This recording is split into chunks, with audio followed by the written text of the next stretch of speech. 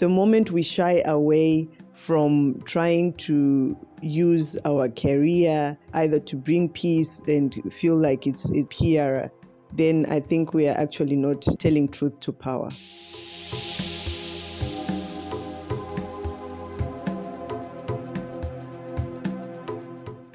Hello, Josie. Thanks for joining us. Would you like to tell us a little bit about yourself? Hi, Yemisi. Thank you so much for having me today. And yes, my name is Josephine Mahachi, though I love to call myself Josie when I'm on screen or doing my work. So yeah, you feel free to call me Josie. Right. I was born in Zimbabwe, in Harare, in the capital city. Grew up in a very big family, mostly of girls.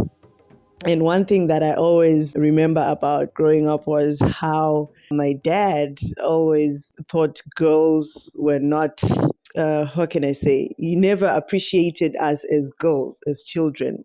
He had that old mentality that proper children are boys. And this is something that I always laugh at him. He's still alive. So every time I do something or I achieve something, I always remind him that, oh, remember now, this is Josie, a girl who is doing this, not a boy. So yeah, it's something that we laugh about now, looking at where I come from. I did my primary school at Hatfield Primary School. That's just like along Airport Road. People from Zimbabwe know. Then did my secondary school at Hatfield High School. So basically, I'm a Hatfield girl. Then, like I said, my dad never believed in girls. So after school, trying to convince him I wanted to do something more, I wanted to get into journalism, he complained about money. He complained that he had done his part. So I had to hustle my way up. I left Zimbabwe for some few years to South Africa, and I was doing those type of jobs. I remember I worked in a church, Yemisi. Okay. In a church as a secretary to the prophet, the pastor there in South Africa. If I have to tell you my story, you will laugh. Well, So, well, and I well, never got paid. I never got paid. It was a Nigerian prophet, and yeah, sometimes when I look back at my life, it's I reflect and I laugh. I never cry. yeah. Yeah. So, Well, I mean, let's go back a few years. You said mm, that you grew up in a family of girls. How many girls were there, and how many did you have any brothers as well? so 9 girls Wow, and yeah, one boy. wow, your mom was a strong woman. Yeah. So I remember when the last girl was born. This story is something that my mom always talks about, and she actually shed tears when she's telling us that. My dad walked into the hospital, opened the shower that the baby was covered on, and just said, "Girl again," walked away. Oh, So yeah.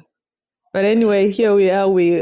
I mean, when I look at all my sisters, I can't say there's any of us that is not doing well. mm, So, yeah, it is what it is. mm.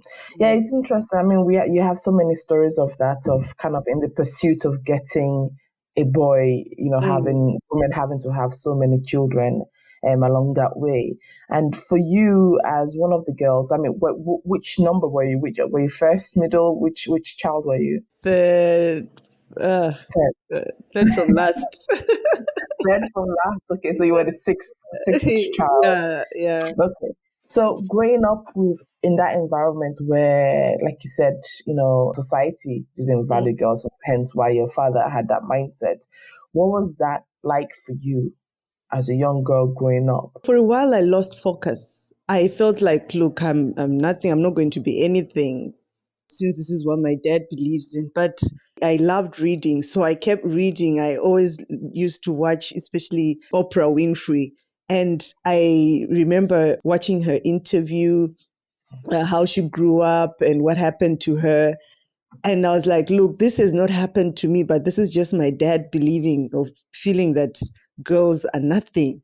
So I should not keep looking at this or listening to what he says. I should prove to him that I can be somebody as a girl, despite the fact that God made me as a girl. So everything that I did, I always wanted to prove my dad wrong.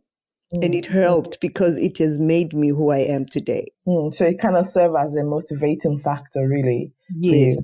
yes. And you also spoke fondly of your dad, so clearly his mindset has changed since then. Yes, it is. It has. and It um, has.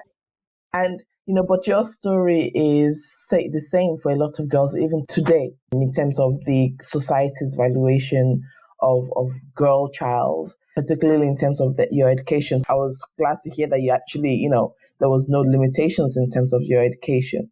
But growing up in that environment at that time, in the society at that time, how did you navigate that devaluation of you as a girl? I look at myself as someone who's like a go-getter.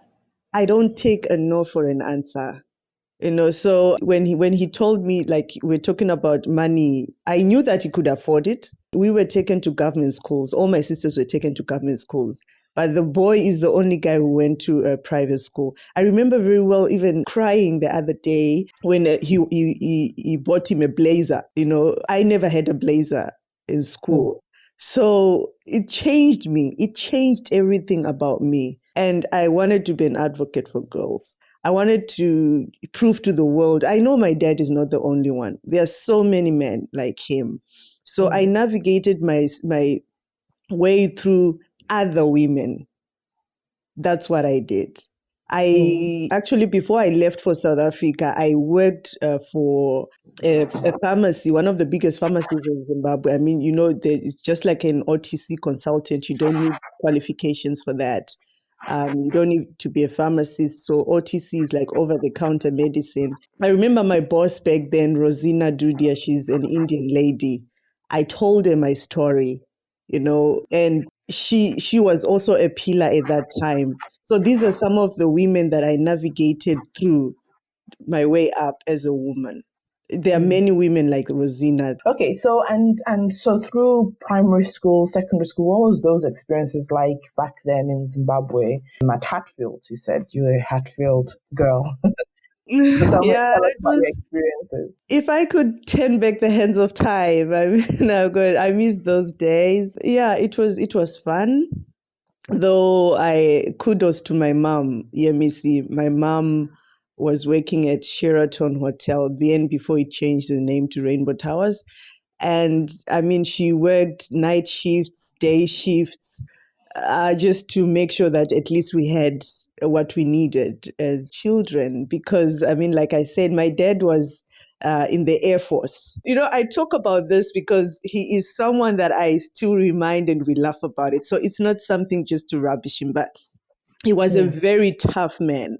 Every time when we saw the lights of his car by the gate, we used to watch TV with the lights off so that when we see his home, we'd all sneak into our rooms and, and sleep. So he was that tough. Asking for anything for school, you would have to pray by the door before you ask that daddy. They said they need this. And for sure he would shout. It was just my mom who would go an extra mile to make sure that at least whatever is needed you get. So I remember it was, well, bittersweet memories for me. mm, Yeah. So at what point did you venture in, or did you realize that you wanted to go into journalism? When I was still in Zimbabwe, when I was working at Kensington Pharmacy, that's when I started raising money for myself to take myself to school, get into journalism. I wanted to be a voice for other women, actually, because of what I had gone through. And Mm, the other thing I also noticed was the way Africa was being portrayed by other international medias. And I wanted to be, in my own small way, I wanted to be a voice to portray the positive side of Africa that was never being portrayed by other international media houses. So I did raise some money, took myself to school, later continued in South Africa. That's when I now started my own television show. I never worked for any media house in Zimbabwe, not even mm, the state broadcaster, though they wanted, there's a particular time they wanted me, but instead I just suggested somebody else. So I started my own television show in South Africa in 2009 called Click Africa, a Mm. TV magazine show. Yeah. Okay. Okay. Well, before we go on to Click Africa and your kind of ambitions to change the narrative of Africa, you talked about raising money to get yourself into journalism.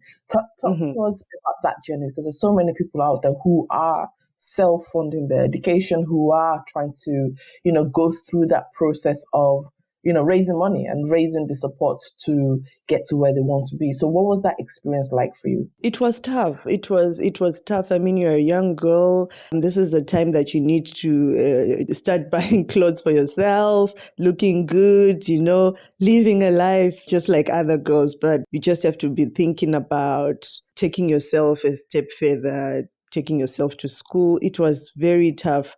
But like I said, there were people in my life that were there for me when I told Rosina Dudia then that I wanted to take myself to school. I mean, I got more shifts. She changed me from the OTC consultant to the cosmetics department, more money. I had my aunt then who actually did get me the job at Kensington, Auntie Elder. I actually asked her that I'm going to add her name on my birth certificate. Her name is Elder Mahachi. So such women, I mean, they made my life easy. Yeah, Missy, they made my life easy. But then that was also around the time that things were so tough in Zimbabwe. If you remember, I don't know if you know about it, 2008. Yeah. Yes, Yeah. so I had to leave and pursue my journalism career in South Africa. Yeah, Yeah. I mean, my next question was going to be why did you go to South Africa to pursue journalism there? It's interesting that you talk about, these women who have been so instrumental in your development. The other day, I did an interview where I was being asked, are women the reasons why other women fail and fall? And, your story is an example of where the women support women to achieve what we want to achieve. I think women do support women. It's just a few. I mean, of course, there are some that have this, you realize this PhD syndrome, but I think there Mhm. are still some women that uplift other women. And I also want to be that woman that uplifts other women. Mm. I want to be that. PhD being pull her down. Pull the Down syndrome, yeah. Yeah. Okay. So now you're in essay, right? So this is around 2008, you said? 2009. I left 2009. Zimbabwe 2008, 2009. That's when I started Click Africa television Okay. show. So that was pretty quick then. So from the moment you left Zimbabwe to actually getting started with Click Africa, that's like a year or under. No, no, What no. was I think I left Zimbabwe end of 2007 when all this mess was starting in Zimbabwe. I can't remember the okay. month, but yeah, it was like a year and 6 months or so. That's when I now started Click Africa. I was in South Okay. Africa. Hmm. Okay. So what happened in that year and 6 months for you to get Um, to Click Africa? That's when I saw the bitter side of life. Being in South Africa, sometimes we leave our countries thinking that there is greener pastures in other countries, but it's not that easy. Of course, I could have my 3 meals in South Africa, something that was very difficult in that period in Zimbabwe, 2007, 2008. It was terrible. I mean, people would eat sadza. Sadza is our staple food. People would eat sadza, some with salt, sadza with germ, the germ that you spread on bread. Mm-hmm. It was that terrible. But I went to South Africa, pursued my degree, and also did some online courses just to train myself how to present in front of the camera because I wanted to be on TV. I always dreamt to be like Oprah someday. So yeah, that's just what I did. So I would hustle, work, trying to get a few rands whilst I'm also taking myself to school. I had that vision that I wanted to start my own show. So yeah. Earlier on, you said your first job in SA was working for a prophet, which Hmm. you worked for free. So tell us about that. What was that journey like? What was that experience? It was very terrible. So I didn't have anywhere to stay. I was working in that church, so I was sleeping in the church. And this is about me, but I don't want to talk about what these prophets are doing in the world. But No. honestly, It's bad. It's terrible. They take advantage. Well, not, I wasn't taken advantage of sexually, no, but take advantage of people that I need instead of helping people. It was a very terrible experience. I worked, I think, for some months. I can't remember, but I just remember that that's when I met the love of my life. I met my Oh, husband there. Yes, I met my husband there. So he started helping me. Then I had to go back to Zimbabwe, enrolled into a university. Yeah, that's when I did my journalism degree. you've spoken a lot about Oprah so far as a kind of inspiration for you. What is it Mhm. about Oprah, and how has Oprah's work influenced yours? Okay, so I look at Oprah's story, how she grew up and how she was abused and all those. It might not be the same as what I've gone through, but it's almost the same story whereby people look at us women as objects. People look at us as nobodies. So her story has inspired me because I just looked at myself that it could have happened to me, and then look at where she is today. She, I mean, she is Oprah. A lot of us women who look at her as an inspiration. So yes, those that have watched Click Africa, I tried by all means to make it look like her show, though it was not like a talk show, but I did one-on-one interviews with a few head of state, billionaires, ordinary people doing extraordinary things. I mean, I would go around Africa, interview a lot of people. So, in Mm, portraying the positive side of Africa, that's what I mm, tried to do. I tried to stay away from anything negative, mm, though mm. at times I had to be factual. Yeah, that's what I did. Let's go a few years back to the early days of Click Africa. How did that even start? It was one day I was watching a show on one of these international medias, and I was so disappointed. The pictures that they were showing, of kids, like this is what Africa looks like, and which is not true, Yemisi. Mm, Of course, every country. I'm in Germany now. Before I came here, I never thought that I would see beggars on the street. But you pass through the Bahnhof, you pass through the city, I mean, Bonn, there are drunkards sleeping on the streets. There are beggars. There are kids. I mean, it's everywhere.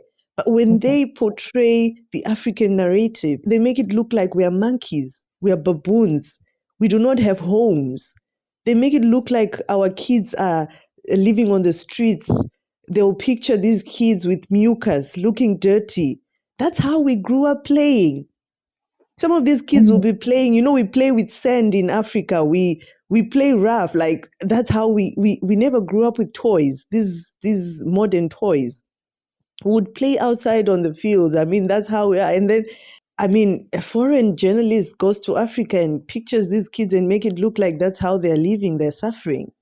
So I saw that, and I wanted to be the voice to portray Africa in a positive way, that this is mm, all lies. So I would go around to countries. I went to Nigeria. I traveled, and I would show that no, it's not about these kids being dirty and are in poverty. Yes, they are. I know there is a percentage of people that are in poverty, but most of these kids will be playing. It's not about them living on the streets. There are street kids everywhere in the world. Yes, so that's what really motivated me to start Click Africa. So tell us through the process though of getting that program up and Mhm. going. How did it start? Like the whole process. Yeah, so I was in South Africa, and like I told you, that's when I also met the love of my life. So Mm, he's also into graphic designing, also into media. So we met in South Africa at MultiChoice. I don't know if you know MultiChoice, Mnet yes, of course. DSTV Africa. Yeah, so there was an exchange program. That's when I met him. And I had this vision of starting my own TV show. So we went and inquired how to start a TV show and how to have it on air. I remember then there was a Zimbabwean working there, so it was like luck for me. His name is Ishmael Ndlovu. I remember him very well. He's at Mnet Africa in South Africa. So Mm, he just told me what I had to do, bring in a pilot, told me the specs. He needed it in HD format, or I mean the basics. So we went and I had an interview with I think I remember then that was James Makamba. Yeah, I interviewed a couple of people that I knew in South Africa. We edited it, submitted the pilot, and then they licensed Click Africa TV show. So it was showing on Africa Magic DSTV channel 154, 155 twice a week. So Yeah. there'll be a lot of our listeners who are aspiring to set up their own TV show, just like you've done. So hmm what would be the advice you'd give them? What would be the guidance you would give them in getting to that point of having their own shows licensed? The first thing that I would want them to know is anything and everything is possible. Do not shy away from finding out how this can be done. Everything can be done. At first, when I thought of starting this show, I thought it was so impossible when I look at other shows that are on DSTV. But I did it. I mean, persevere, do it. Just find out what you need to do. And honestly, content is king. Content is needed everywhere. So wherever you are, just find out how best you can do it, and it's doable. And in terms of pitching the idea, what are your key tips to pitching ideas and to broadcasters, or anybody else that you're approaching to commission your work? Always have original ideas. Original content sells more. Don't try to be something else. When I pitched, that was one thing that I was told, that we would want original content. When I say original, I mean, I don't know how to explain this. Okay, so this is how I did it. Mm. I went to Mnet, asked what I needed to do. You need to have your own content. It has to be your own content. They need to see the effort that you've put into this. They need to see the pilot has to be very original. Your quality needs to be at par. The script, they need that as well. You need to be good in scripting. Of course, it's not cheap. It's never cheap. Then now I know it's doable and it's very cheap because you can use your phone. You can even use your phone for an interview. But then when I started in 2009, I was told the type of cameras that I needed to use. I had to hire those cameras.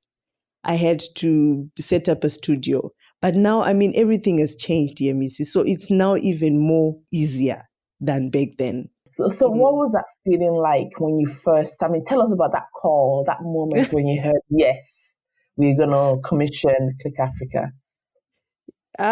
Visa was over the moon. I was so happy. I was, like a dream come true. I was so happy. But the first episode when it played, Visa I wish the whole Africa had, oh, you know what? I wish that there was no electricity in the whole of Africa. Oh I felt no. like, oh, what is this? I felt like, why can't just all the TV sets switch off? I I felt like I And hadn't why? done Why justice. was that? Why I was felt that? like that was my first TV interview being shown in the whole of Africa. I mean, I'm talking of 49 African countries. And I Mm, felt like I had not done justice. I was a bit stiff. I was a bit, nervous. That's when I saw that I could have done that better. I could have done this better. I could have worn this. I could have smiled more. I just started correcting myself. But the funny thing is, a lot of people that watched started calling, texting, emailing. Oh, that was brilliant. But as you yourself, you feel like you could have done more. mm, mm, Yeah. mm. The whole interview, watching it, I was just in tears, Oh mixed no. feelings. Yeah. But what did you learn from that? I learned to conquer fear. I learned that you can do it. Mm, I learned that there is power in perseverance. I learned that life is what you make it. That's what I learned. Yeah, exactly. I think there's a lot of us who are held back by fear, right? Fear of Mm, the unknown, mm, and also the idea that, or the notion that you need to have perfected something before you go out and do it. You mm, know, mm, mhm. because for you, you learned by doing. Yes, yes, definitely. If that first episode had not gone on air, I wouldn't have noticed my mistakes. I wouldn't have noticed that I need to smile more. I wouldn't have noticed I need to relax. So what I did was I had submitted about a season. I redid, withdrew everything that I had submitted, and then replaced with new episodes after I'd watched myself. That's what I did. Mm, So you learn by doing. I just wish that people out there could give us opportunities to do it, because we can only learn by doing. You mm. cannot expect someone to be perfect from the beginning. No. Exactly. And even in the process of Mm. doing this podcast series, I've changed my style so much more. Hopefully, I'm asking questions in a slower pace because I found that when I get nervous, I speak really, really fast and, ask the questions really fast. And, you know, I'm just this bundle of energy. But actually, when you listen to yourself, you realize, okay, well, number one, you're doing a good Mm. job, right? The fact that You discover are is a doing a good great job. job.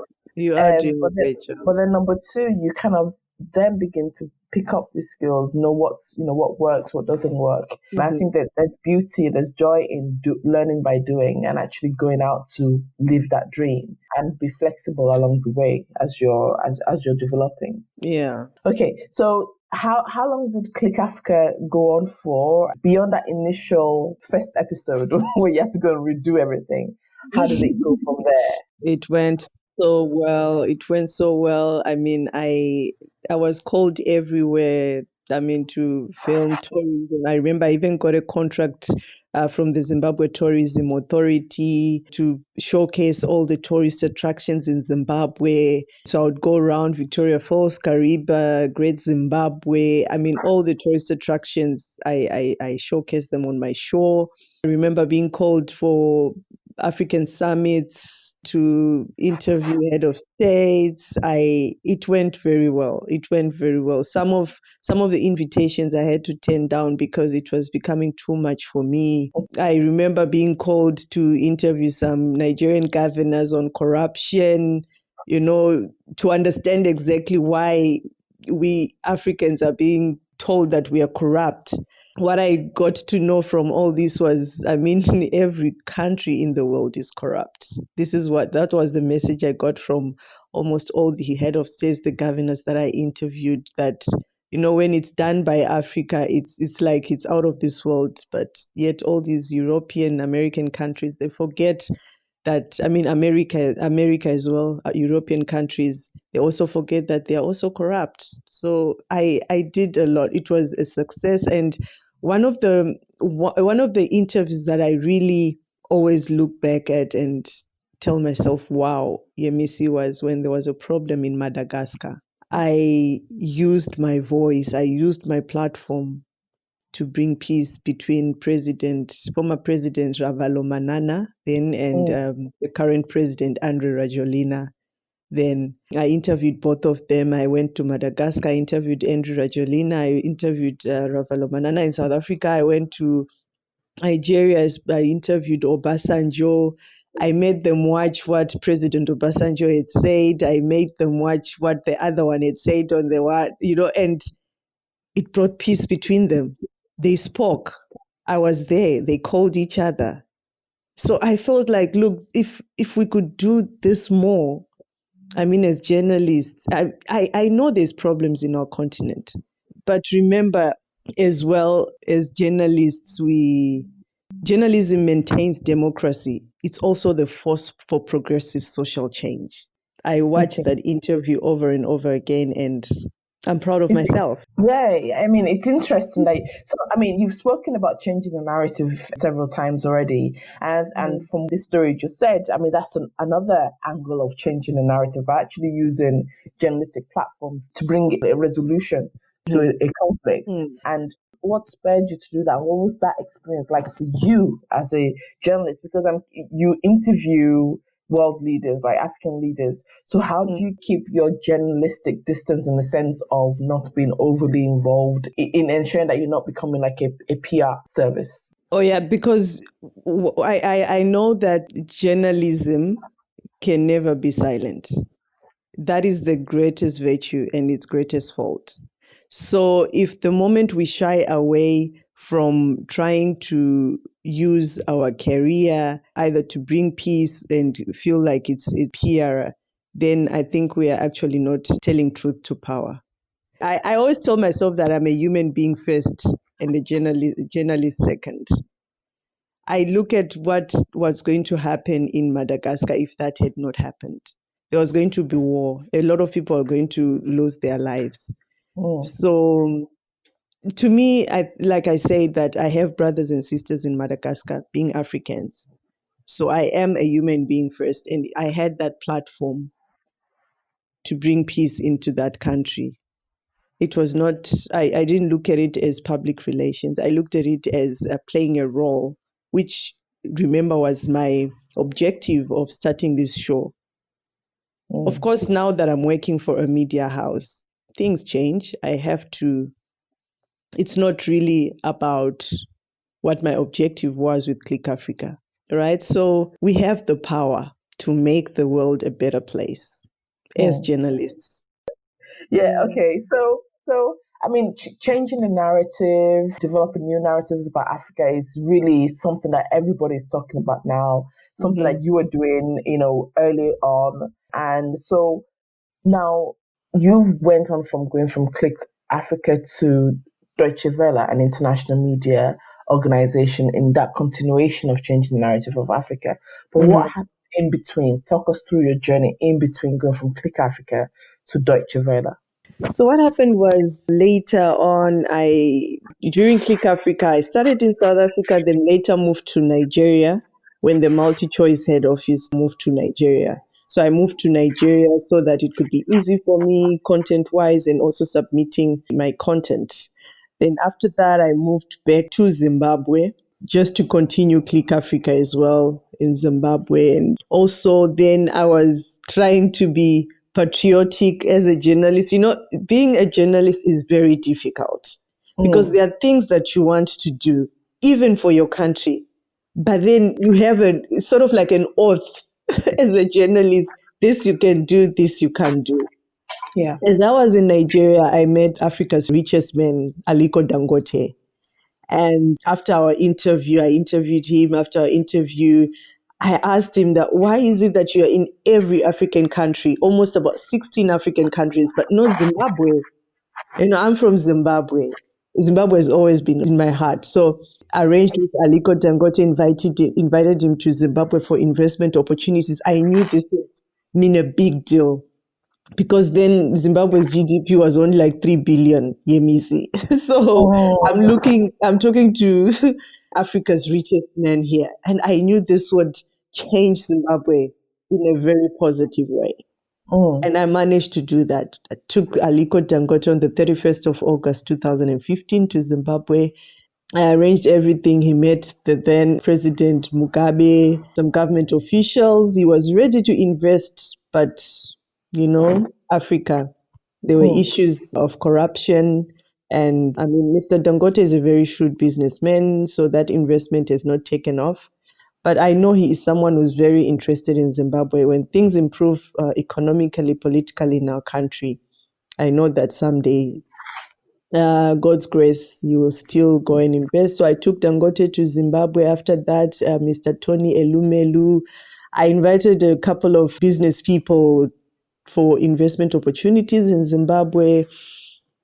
Then still also doing my own stuff, which is Click Africa, still doing my interviews. But now then after that, I was selected for the Mandela Washington Fellowship, yearly program. I was in the US for 6 weeks. Still big. I was also selected because of Click Africa.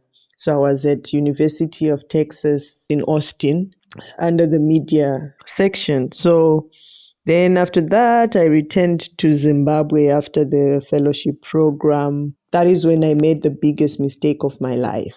I Tell us went about in, that. I tried to go into politics, MEC. I Hold on. felt like I could do more. I wanted to change my community, Hatfield, so I ran for member of parliament in Hatfield. A lot of things happened because actually the reason why I decided to do that was when the coup happened, when Mugabe stepped down, almost everybody in Zimbabwe believed that things would change. We all saw a new Zimbabwe. We all saw, I mean, that Zimbabwe that was once breadbasket of Africa returning. But that was just all lies. All the new dispensation mantra was all lies. Mm, So that was the greatest mistake of my life, trying to get into politics and ZANU PF and under the current president. So after that, a lot of issues happened and I had to leave Zimbabwe. That's mm, when I came to Germany, and so grateful to Klaus Staka, the Africa department head of Deutsche Welle, gave me the opportunity to join Deutsche Welle. So now, yeah, I'm working for Deutsche Welle in the English for Africa department. I love it so much, though it's not TV, it's radio.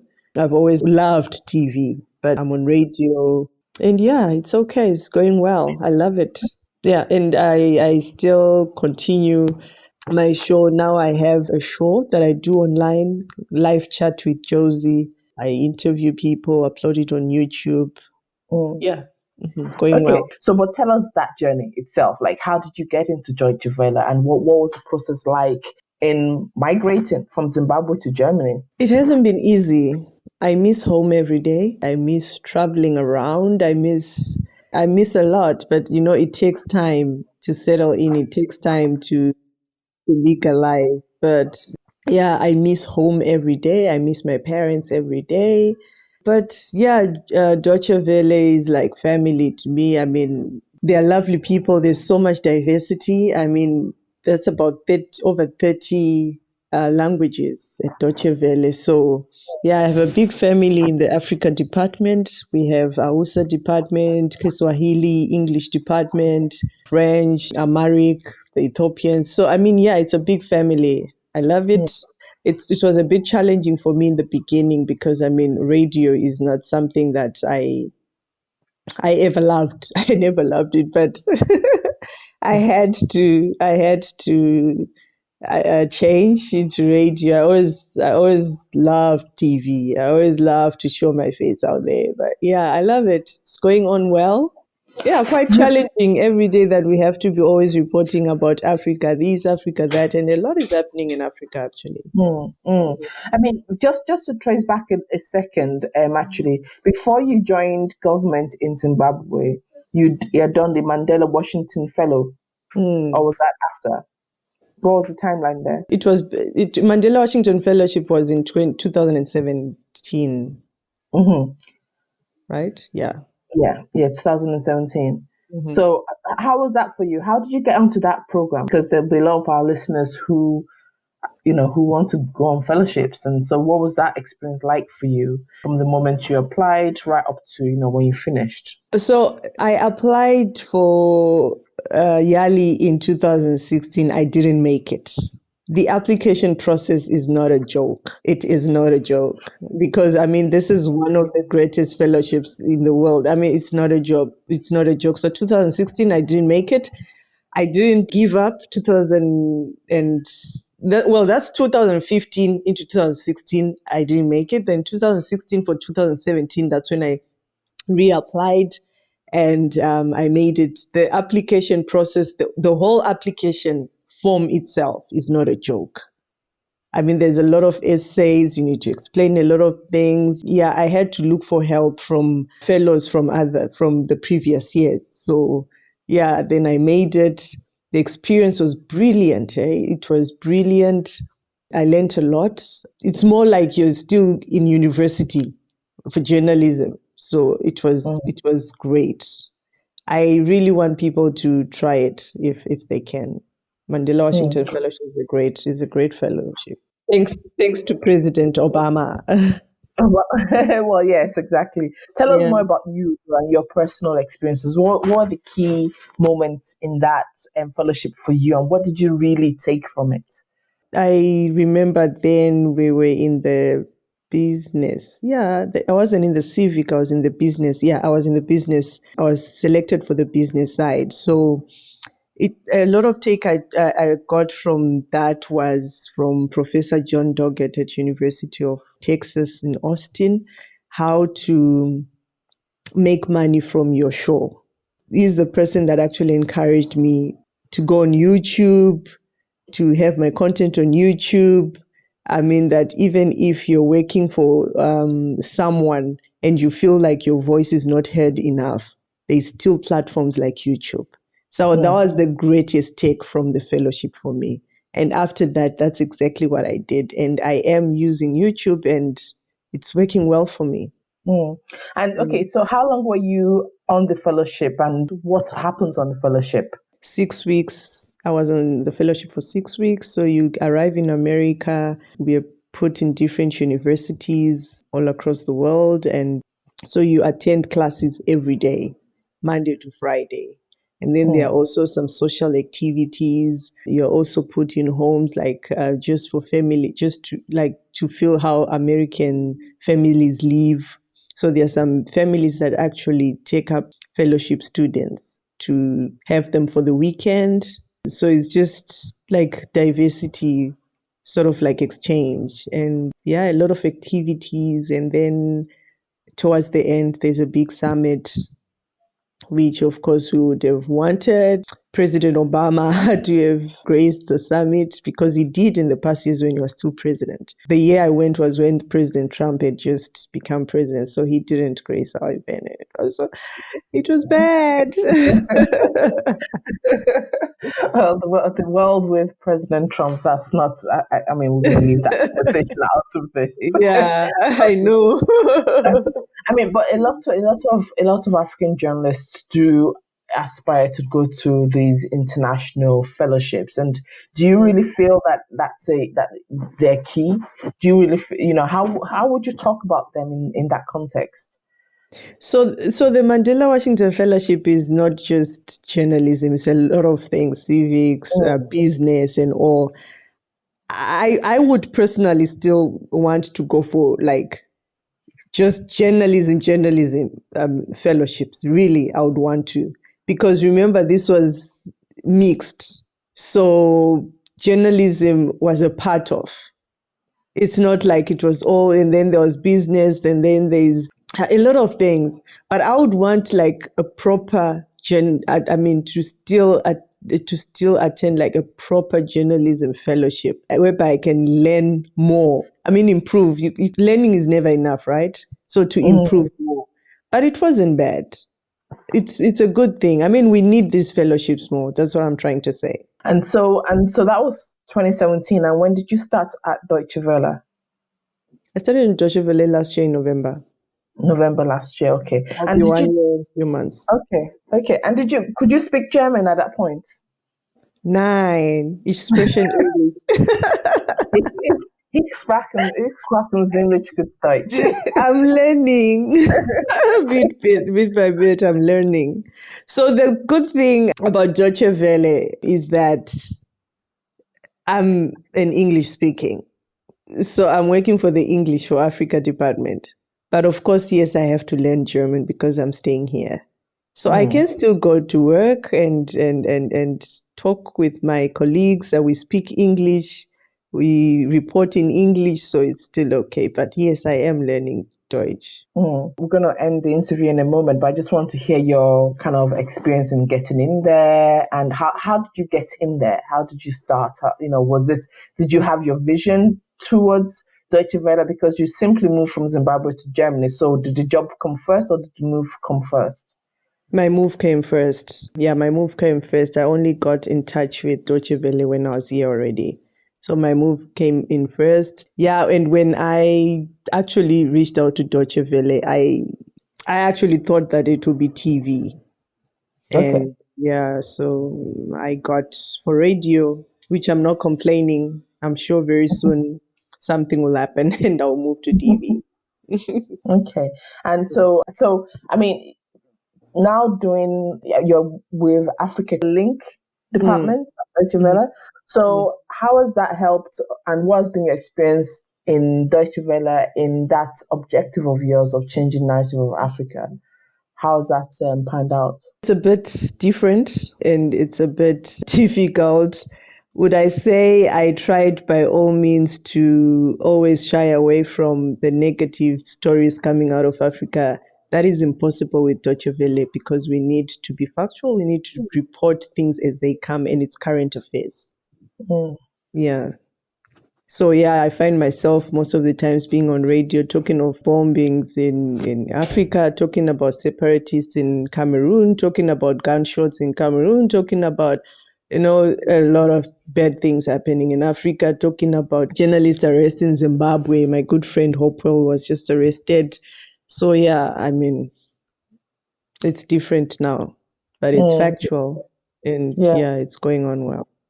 Yeah, I mean, it's interesting, isn't it? Because when we talk about changing narrative of Africa, I always say, the narratives, those narratives that are used against us are still there.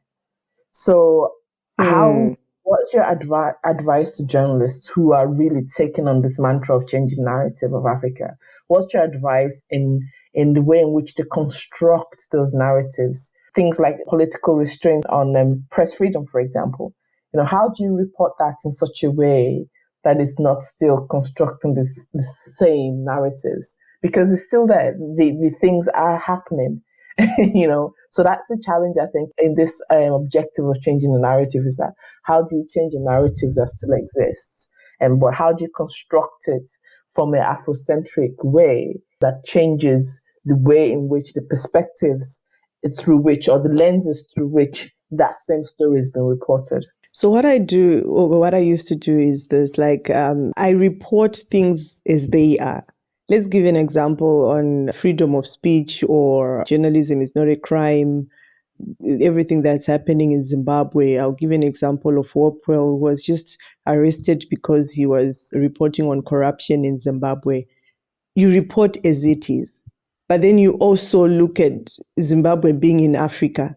There are also some African countries that do not do that, that allow their journalists to report as it is, and they are not prosecuted for that. So what you do is, what I feel should be done is, the fact that Hopewell was arrested because he was just doing his job and he was reporting on corruption. Then we now look at another country where a journalist is reported on corruption or whatever and nothing happened to him. So it is a percentage out of Africa that we should not say in Africa, this is how journalists are being treated. But it is in Zimbabwe, in Tanzania, in some, I don't know, we can mention all the countries that are not allowing journalists to do their job and not say Africa. That's what I think. So it's the generalization that It's you're. the generalization that I do not approve of, that I do not like. Well, I mean, it's been great speaking with you. It's really been interesting to follow your journey and to hear your story and how, you changed, you navigated yourself through the different stages in your life. And is there any final word of advice or guidance you'd like to give to our listeners? I'll just leave our listeners with a quote from Christian Amanpour of CNN. She says that good journalism, good television can make our world a better place. That's all I can say. Brilliant. Well, thank you very much, Josie. It's been a pleasure speaking with you. Thank you so much, Amy, for having me. Take care.